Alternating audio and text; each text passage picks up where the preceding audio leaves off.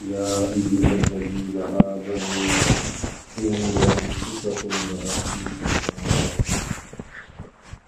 قال النبي صلى الله عليه وسلم من تشبه بقوم فهو منهم أو كما قال عليه الصلاة والتسليم رب اشرح لي صدري ويسر لي أمري واحلل عقدة من لساني يفقهوا قولي سبحانك لا علم لنا إلا ما علمتنا إنك أنت العليم الحكيم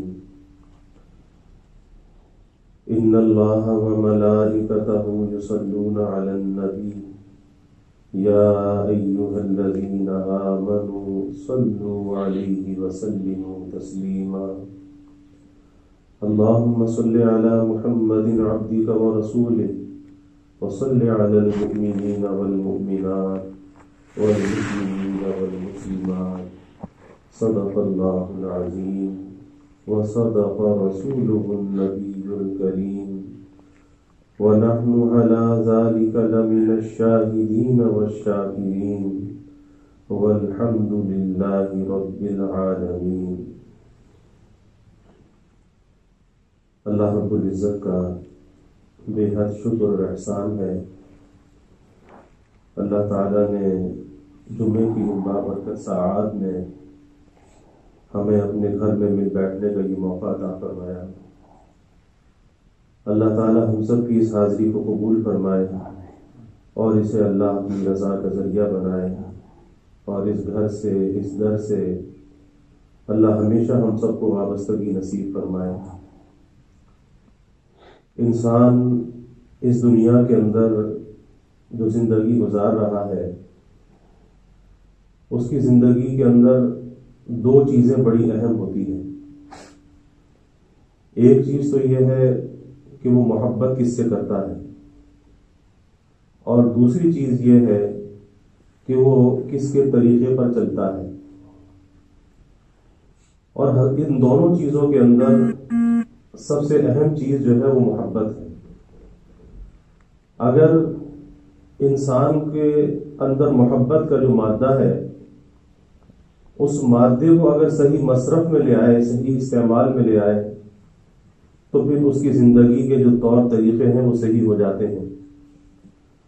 اور اگر اس محبت کے مصرف کو بگاڑ دیا جائے اور وہ محبت جہاں ہونی چاہیے وہاں پر نہ ہو، تو پھر اس کی زندگی کے جو طور طریقے ہیں، اس کی زندگی کے وہ طور طریقے بدل جاتے ہیں، بگڑ جاتے ہیں۔ آج ہم اپنے معاشرے کے اندر دیکھتے ہیں، بالخصوص ہم مسلم معاشرے میں جب دیکھتے ہیں، تو آج ہمیں غیروں کی نقالی اس کے اندر نظر آتی ہے، اور مسلم معاشرے کے اندر جو ایک مغربی تہذیب ہے وہ ہمیں غالب نظر آتی ہے۔ اب غیروں کی جو نقالی ہے اور غیروں کی تہذیب اور طور طریقوں کی جو پیروی ہے، یہ اس بات کی علامت اور پہچان ہے کہ ہم ان طریقوں کو اچھا سمجھتے ہیں، اور جب اچھا سمجھتے ہیں تو پھر ویسا بننے کی کوشش بھی کرتے ہیں، اور ان طریقوں کو اپناتے بھی ہیں، اپنی زندگی کے اندر لاتے بھی ہیں۔ اور یہ بہت ہی خطرناک اور بڑا ایک نازک یہ مرحلہ ہوتا ہے کہ وہ چیز اور وہ کام کہ جس کی مذمت ہمارے دلوں میں ہونی چاہیے تھی، جس سے ہمیں اپنے آپ کو بچانا چاہیے تھا، لیکن جب وہ طور طریقے ہم پسند کرنے لگتے ہیں اور پھر ان کو اپنی زندگیوں کے اندر لے آتے ہیں، اپنے گھروں کے اندر لے آتے ہیں، تو پھر اس کی وہ جو مذمت ہے وہ ہمارے دلوں سے نکل جاتی ہے۔ اور یاد رکھیے کہ جب کسی برائی کی مذمت، کسی برے طریقے کی مذمت، کفر کی مذمت اگر دل سے نکل جائے تو پھر انسان سوچ سکتا ہے کہ اس کا ایمان کس درجے کا ایمان ہے، کیونکہ یہ محبت بڑا نازک معاملہ ہے۔ اللہ کے حبیب صلی اللہ علیہ وسلم کی خدمت میں ایک صحابی آئے اور آ کر یہ سوال کیا کہ یا رسول اللہ صلی اللہ علیہ وسلم قیامت کب آئے گی؟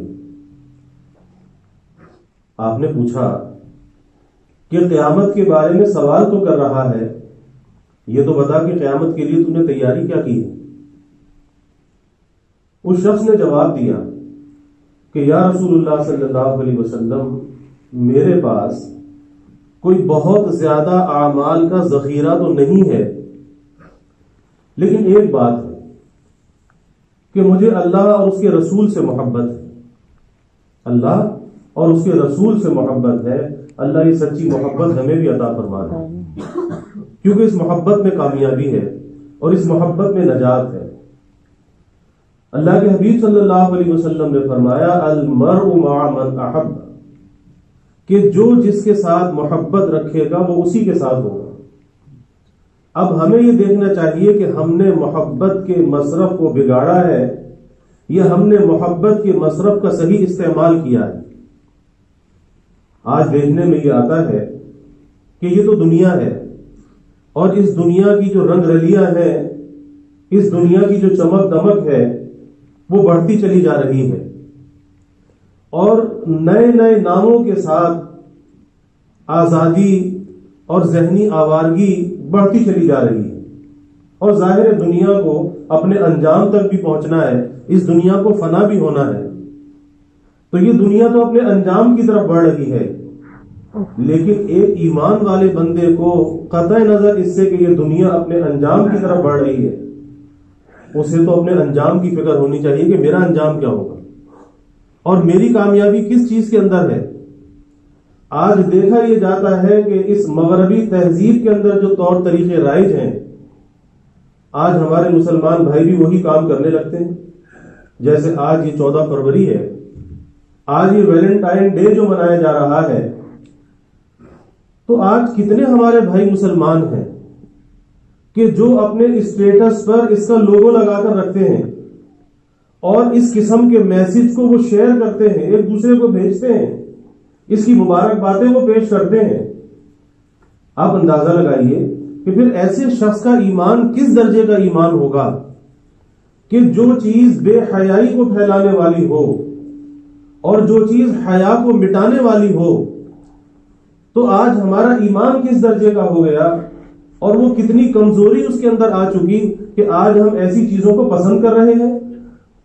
کیونکہ حیا تو انسان کے ایمان کا حصہ ہے، اور حیا ایک ایسا قیمتی جوہر ہے کہ جو اللہ نے انسان کے دل میں رکھا ہے، اور جب تک انسان اس حیا کی حفاظت کرتا ہے اس کے ایمان کی حفاظت رہتی ہے، اور جب اس حیا کی یہ حفاظت نہیں کرتا تو پھر اللہ کے حبیب صلی اللہ علیہ وسلم نے فرما دیا کہ جب یہ حیا رخصت ہو جائے پھر یہ جو چاہے کر گزرے۔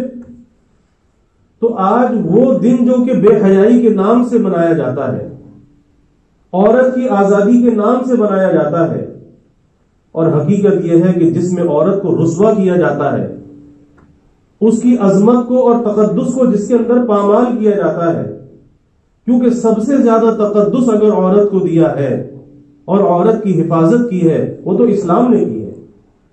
اسلام سے زیادہ کوئی مذہب عورت کے تقدس کا اور اس کی حفاظت کا علم بردار نہیں ہے۔ لیکن آج ہو کیا رہا ہے کہ جہاں پر عورت کو سب سے زیادہ تقدس مل رہا ہے، اور آج جہاں عورت کے حقوق کو پامال کیا جا رہا ہے، اور کس وجہ سے؟ عورت کے حق کے نام پر اس کے حق کو پامال کیا جا رہا ہے، اسے بے آبرو کیا جا رہا ہے۔ آج ہم بھی اسی راستے پر چل پڑے تو پھر بھائی ہم میں اور ان غیروں کے اندر فرق کیا رہ گیا؟ کیونکہ مسلمان کے جینے کا انداز کچھ اور ہوتا ہے اور ایک کافر کے جینے کا انداز کچھ اور ہوتا ہے۔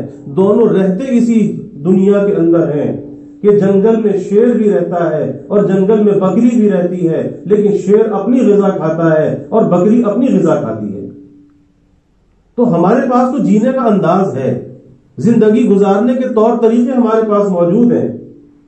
تو جب ہمارے پاس سب کچھ موجود ہے اور ایسی بڑی نعمت اور دولت ہمارے پاس موجود ہے کہ جس کی اللہ گواہی دے رہا ہے، اللہ یہ کہتا ہے لقد کان لکم فی رسول اللہ اسوۃ حسنہ، کہ تمہارے لیے اگر کوئی سب سے بہترین طریقہ ہے، اور جس کی اللہ گواہی دے اس سے بہتر طریقہ ہو نہیں سکتا۔ وہ بہتر طریقہ کون سا ہے؟ وہ تو رسول اللہ صلی اللہ علیہ وسلم کا اسوہ ہے، طریقہ ہے، تو جس کے بہتر ہونے کی اللہ گواہی دے رہا ہے، آج ہم نے اس بہتر کو چھوڑ رکھا ہے۔ اور یاد رکھیے کہ جب آدمی کسی بہتر کو چھوڑتا ہے تو پھر کس طرف جاتا ہے؟ بہتر کو چھوڑ کر بدتر کی طرف جاتا ہے۔ آج اگر ہم اس بہتر کو چھوڑ رہے ہیں اور اس بہتر کی عظمت اگر ہمارے دلوں کے اندر نہیں ہے اور وہ طور طریقے ہماری زندگیوں کے اندر اگر نہیں ہے تو نتیجہ یہ ہے کہ پھر ہم بہتر کو چھوڑ کر بدتر کی طرف جا رہے ہیں۔ یہی وجہ ہے کہ باوجود اس کے کہ امت مسلمہ کثیر تعداد کے اندر ہے اور اسباب اور وسائل کے ساتھ بھرپور ہے، لیکن اس کے باوجود ذلت اور پستی کا شکار ہے۔ اس ذلت اور پستی کا سبب یہی ہے کہ ہم نے بہترین طریقے کو چھوڑ رکھا ہے جس کی گواہی اللہ نے دی ہے، اور ہم جب بہتر کو چھوڑ رہے ہیں تو پھر بدتر کی طرف جا رہے ہیں۔ اگر اعلیٰ کو چھوڑ رہے ہیں تو پھر ذلت کی طرف جا رہے ہیں، لیکن آج یہ بات ہم سمجھنے کے لیے تیار نہیں ہیں۔ بظاہر تو ہم یہ کہتے جی ہم اللہ کے بندے ہیں، ہم کہتے ہیں کہ رسول اللہ صلی اللہ علیہ وسلم کے امتی ہیں، لیکن اللہ کا بندہ کہتے کس کو ہیں اور رسول اللہ صلی اللہ علیہ وسلم کا امتی کہتے کس کو ہیں؟ کیا وہ صرف زبان سے کہنے سے اللہ کا بندہ ہو گیا اور کیا وہ زبان سے کہنے سے امتی ہو گیا؟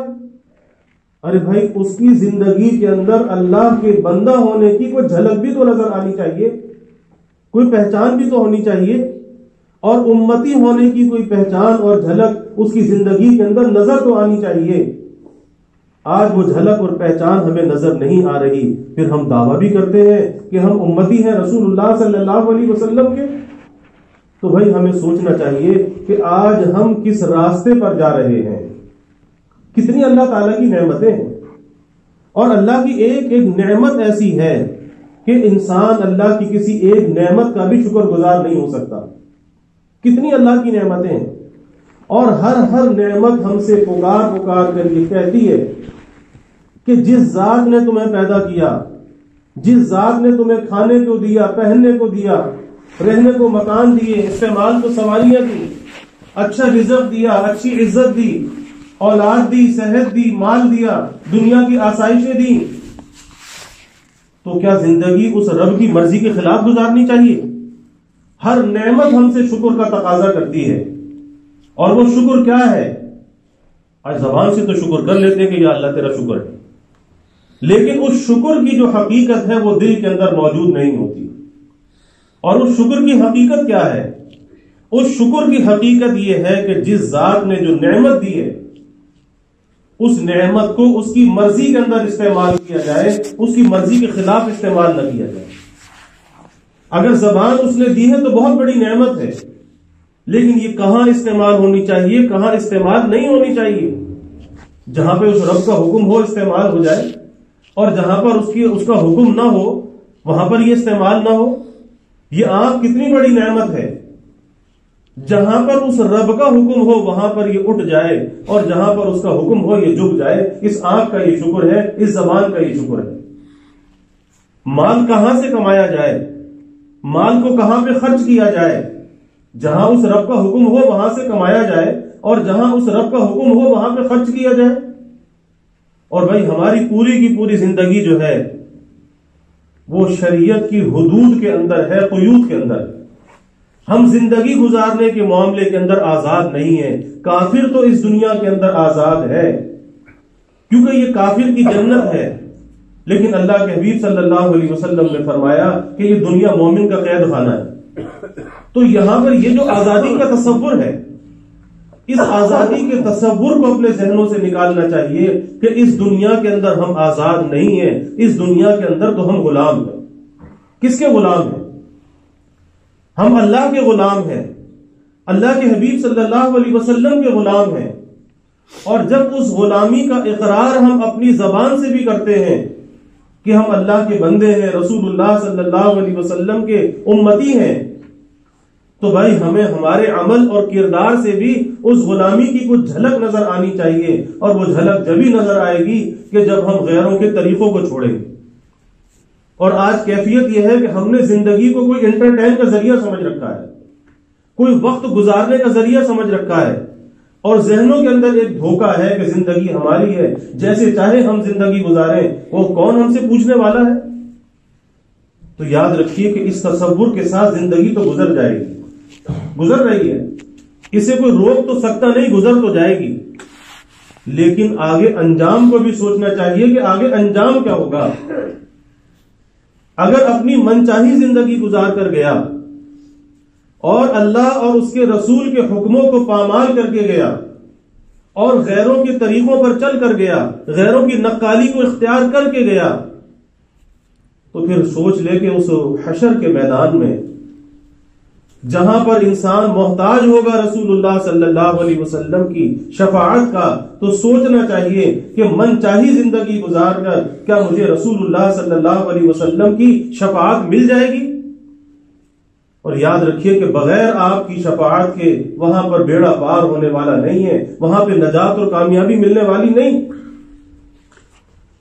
کیونکہ اللہ کے حبیب صلی اللہ علیہ وسلم نے فرمایا، آپ نے فرمایا کہ جیسی تمہاری زندگی ہوگی، کسی دھوکے میں نہیں رہنا چاہیے۔ آج ہم من چاہی بھی کرتے ہیں، پھر دھوکے میں بھی مبتلا ہوتے ہیں۔ فرمایا کہ جیسی تمہاری زندگی ہوگی ویسی تمہاری موت ہوگی، اور جیسی تمہاری موت ہوگی اسی حالت میں اللہ کے سامنے میدان حشر میں کھڑے کیے جاؤ گے۔ اگر انسان اس دنیا کے اندر اپنے ماضی کو دیکھنا چاہتا ہے کہ میرا ماضی کیسا ہے، اپنے آج کو دیکھ لے، جیسا اس کا آج ہے ویسا اس کا ماضی ہے، اور اگر اپنے مستقبل کو بھی دیکھنا چاہتا ہے تو پھر بھی اپنے آج کو دیکھ لے، جیسا آج اس کا ہے اس کا مستقبل بھی ویسا ہوگا۔ تو اگر آج ہم کسی غلطی کے اندر مبتلا ہیں تو ہمیں اس کی تلافی کرنی چاہیے، اللہ کے سامنے معافی مانگنی چاہیے، اور اپنی زندگی کے راستوں کو بدلنا چاہیے، طور طریقوں کو بدلنا چاہیے۔ اگر ہم نے آج کو بھی ضائع کر دیا تو یاد رکھیے کہ یہ آج اگر ہمارے ہاتھ سے نکل گئی تو کل پھر مہلت ملنے والی نہیں ہے، نہ معلوم کب پیغام اجل آ جائے اور دنیا سے رخصتی کا پروانہ تھما دیا جائے، پھر کس حالت میں اللہ کے سامنے جائے گا۔ تو بھائی زندگی کا مقصد کوئی انٹرٹین نہیں ہے، زندگی کا مقصد اللہ اور اس کے رسول کی اطاعت کے ساتھ زندگی گزارنا ہے۔ اسی لیے اللہ کے حبیب صلی اللہ علیہ وسلم نے فرمایا کہ حساب دینے سے پہلے اپنا حساب کرو۔ آج دنیا کے اندر ہر انسان اپنا حساب کر سکتا ہے کہ زندگی کس طرح سے گزار رہا ہے۔ ارے دنیا کے اندر بہت سی چیزوں کا حساب کرتے ہیں، اپنی تجارت اور ملازمت کا حساب کرتے ہیں، اپنے آمد و خرچ کا حساب کرتے ہیں، ہر چیز کا انسان حساب رکھتا ہے۔ تو جب دنیا کی فانی چیزوں کا ہم حساب رکھتے ہیں تو کیا اپنی زندگی کا حساب نہیں رکھنا چاہیے؟ اور اپنی زندگی کے حساب میں ہم دھوکے کے اندر مبتلا رہے؟ اور یاد رکھیے کہ جب انسان اپنا حساب کرتا ہے اسی تاجر کی تجارت نفع میں جاتی ہے کہ جو اپنا حساب کرتا رہتا ہے، اسے پتہ چلتا ہے کہ کتنا میں نے گھاٹا کیا اور کتنا میں نے کمایا۔ جبھی تو آگے بڑھتا ہے، جبھی تو نقصان سے اپنے کو بچاتا ہے۔ تو جب ایک دنیا کی تجارت کے اندر ہم نقصان سے اپنے آپ کو بچا لیتے ہیں اور نفع اور فائدے کی طرف چلے جاتے ہیں، تو یہ زندگی بھی آخرت کی تجارت کے لیے ہے۔ اگر ہم اس کا حساب کریں گے تو ہمیں پتہ چلے گا کہ کتنا نقصان کر رہے ہیں اور کتنا فائدہ کر رہے ہیں، اور یہ بھی پتہ چل جائے گا کہ نقصان زیادہ ہے یا فائدہ زیادہ ہے۔ اگر ہم اپنا حساب کرنے کے لیے بیٹھیں تو یہ حقیقت کھل کر واضح ہو جائے گی کہ ہماری زندگی کے اندر جو جس ڈگر اور راستے پر زندگی گزر رہی ہے اس میں نقصان تو زیادہ ہے، نفع کم ہے، فائدہ بہت کم ہے۔ اور اللہ کرے کہ یہ اگر ہمیں محسوس ہو جائے تو پھر انسان کے اندر ایک فکر پیدا ہوتی ہے کہ بھائی اس نقصان کو نفع سے بدلنا چاہیے، اور اس نقصان کو نفع سے بدلنا بہت آسان ہے، میرے لیے بھی آسان ہے، آپ کے لیے بھی آسان ہے کہ زندگی من چاہی نہ گزارو بلکہ رب چاہی زندگی گزارو، اللہ اور اس کے حکموں کے تابع زندگی گزارو۔ اور یہ بات ذہن میں رکھیے کہ جن کاموں کے کرنے کا اللہ اور اس کے رسول نے ہمیں حکم دیا ہے اس میں سے کوئی کام ایسا نہیں ہے کہ جو ہم نہ کر سکتے ہوں، کوئی کام ایسا نہیں ہے۔ اور جن چیزوں سے بچنے کا ہمیں حکم دیا ہے کہ یہ اللہ کی نافرمانی ہے، یہ گناہ ہے، اس کے قریب مت جاؤ، تو بچنے کا بھی کوئی کام ایسا نہیں ہے کہ جس سے ہم نہیں بچ سکتے. کرنا بھی ہمارے اختیار میں ہے اور بچنا بھی ہمارے اختیار میں ہے. اور قیامت کے دن جو سوال ہوگا وہ اختیار کے بارے میں ہوگا، کسی غیر اختیاری کے بارے میں نہیں ہوگا. آج کیفیت یہ ہے کہ اگر کوئی وساوس آنے لگے غیر اختیاری طور پہ تو انسان پریشان ہو جاتا ہے. حالانکہ وسوسہ آنا کوئی پریشانی کی بات نہیں ہے. ایک وسوسہ کیا 1,00,000 وسوسے آئے، اس میں پریشانی کی کون سی بات ہے؟ کیونکہ غیر اختیاری چیز ہے، اور کل قیامت کے دن کسی غیر اختیاری کے بارے میں سوال نہیں ہوگا. آ جاتے جی مسجد کے امام کے پاس، کسی بزرگ کے پاس، کسی عالم کے پاس کہ جی وسوسے بہت آتے ہیں، آنے دو، کیا پریشانی کی بات ہے؟ کوئی پریشانی کی بات نہیں. لیکن کبھی آ کر یہ نہیں کہتے کہ میری زبان سے جھوٹ نکلتا ہے، کبھی آ کر یہ نہیں کہتے کہ میں آنکھ سے بدنظری کرتا ہوں، کیونکہ یہ زبان سے جھوٹ بولنا، یہ آنکھ سے بدنظری کرنا، یہ اختیاری فعل ہے، اور وسوسہ آنا غیر اختیاری ہے، اور غیر اختیاری پر وہاں سوال نہیں ہوگا، اختیاری کے بارے میں سوال ہوگا. تو اس کے بارے میں سوال کیوں نہیں ہوتا کہ میری آنکھ صحیح نہیں اٹھتی، اور میری یہ زبان صحیح نہیں چلتی، اور یہ کانوں کا استعمال غلط ہے، اور میرے افکار اور خیالات غلط ہیں، آخر اس کے بارے میں سوال کیوں نہیں ہوتا؟ وجہ یہی کہ دھوکے کے اندر مبتلا ہے. یہاں دھوکہ ہے کہ جو کچھ کر رہے ہیں، جیسی زندگی گزار رہے ہیں، بس سب کچھ صحیح ہے. تو بھائی حقیقت یہ ہے کہ سب کچھ صحیح نہیں ہے. اللہ کرے کہ آنکھوں سے یہ غفلت کے پردے ہٹ جائیں. یہ سب کچھ صحیح نہیں ہے. اس لیے اس دھوکے سے اپنے آپ کو بیدار کرنا چاہیے. زندگی وہی ہے، اور ایک مسلم کی شناخت وہی ہے کہ اسے اپنے نام سے اپنی شناخت نہ کرانی پڑے کہ میں عبداللہ عبد الرحمان ہوں. اس کی تو وضع قطع ایسی ہونی چاہیے، چہرہ مورا ایسا ہونا چاہیے کہ دور سے دیکھ کر کوئی کہے کہ ہاں یہ غلام ہے رسول اللہ صلی اللہ علیہ وسلم کا، یہ امتی ہے رسول اللہ صلی اللہ علیہ وسلم کا. اسے اپنی شناخت نہ کرانی پڑے کہ میں عبداللہ اور عبد الرحمان ہوں، کیونکہ اس نے تو غلامی کا طوق ڈالا ہے اپنے گلے کے اندر، اور غلامی کا طوق ڈال کر یہ بھول گیا کہ میں کس کا غلام ہوں، اور اس غلامی کا اثر زندگی میں ہے یا نہیں. تو بھائی غیروں کی نقالی سے اپنے آپ کو بچانا چاہیے. اگر اس دنیا کے اندر غیروں کی نقالی کو اختیار کیا، جیسے اللہ کے حبیب صلی اللہ علیہ وسلم نے فرمایا کہ جو جس سے محبت رکھے گا اسی کے ساتھ اس کا حشر ہوگا، اسی کے ساتھ ہوگا. اللہ نہ کرے کہ آج ہم اگر غیروں کے طریقوں پر چل رہے ہیں، غیروں کی چیزوں سے محبت کر رہے ہیں، آج وہ بھی بے حیائی کو پھیلا رہے ہیں، اور اس بے حیائی کے پھیلانے میں ہم بھی ویلنٹائن ڈے ان کے ساتھ منا رہے ہیں. ہماری بھی بچیاں وہ میسج بھیج رہی ہیں اور وہ کارڈ بھیج رہی ہیں، اور وہ اسٹیٹس اپنے موبائل پر لگایا جا رہا ہے، اس برائی کو پھیلایا جا رہا ہے، بے حیائی کو پھیلایا جا رہا ہے. تو پھر سوچ لینا چاہیے کہ کل قیامت کے دن ہمارا حشر کس کے ساتھ ہوگا. کل نیکوں کے ساتھ ہوں گے یا بروں کے ساتھ ہوں گے؟ دنیا میں تو انسان ملا جلا رہتا ہے، یہاں تو شناخت نہیں ہوتی. لیکن کل قیامت کے دن اعلان ہوگا فریق فی الجنہ و فریق فی السعیر، کہ ایک فریق جنت میں جانے والا ہے، ایک فریق جہنم میں جانے والا ہے. تو سوچنا چاہیے کہ میں کون سی جماعت میں ہوں گا. اور وہاں پر اعلان ہوگا وامتازوا اليوم ایھا المجرمون، کہ اے مجرموں کی جماعت، دنیا کے اندر تو تم ملے جلے رہے، نیکوں کے ساتھ رہے، پتہ نہیں چلتا تھا، لیکن مجرموں کی جماعت آج نیک لوگوں سے الگ ہو جاؤ. تو سوچنا چاہیے کہ اس دن میرا حشر کس کے ساتھ ہوگا. کیا وہاں پر بھی ملا جلا رہوں گا؟ سوچنا ضرور چاہیے. ہمیں کسی غفلت میں نہیں رہنا چاہیے، کیونکہ ہمیں ایک با مقصد زندگی دے کر بھیجا گیا ہے. ہمیں کسی کھیل تماشے کے لیے دنیا میں نہیں بھیجا گیا. آج تو زندگی کو کھیل تماشوں میں ضائع کر رہے ہیں.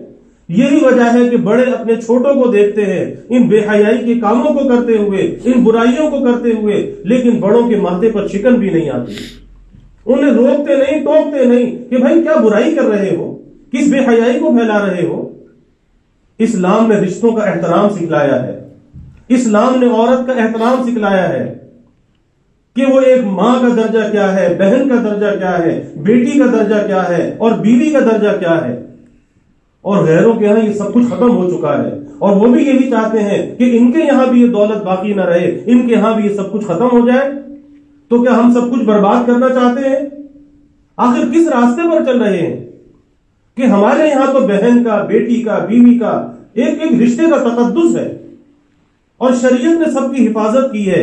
تو بھائی حفاظت ہماری شریعت کی پابندی میں ہے، اللہ اور اس کے رسول کی غلامی کے اندر ہے. اور یہ تشبہ کا معاملہ بڑا نازک ہے. اللہ کے حبیب صلی اللہ علیہ وسلم نے فرمایا من تشبہ بقوم فہو منہم، کہ جو جس قوم کی تشبہ اختیار کرے گا وہ انہی میں سے ہوگا، انہی میں سے ہوگا.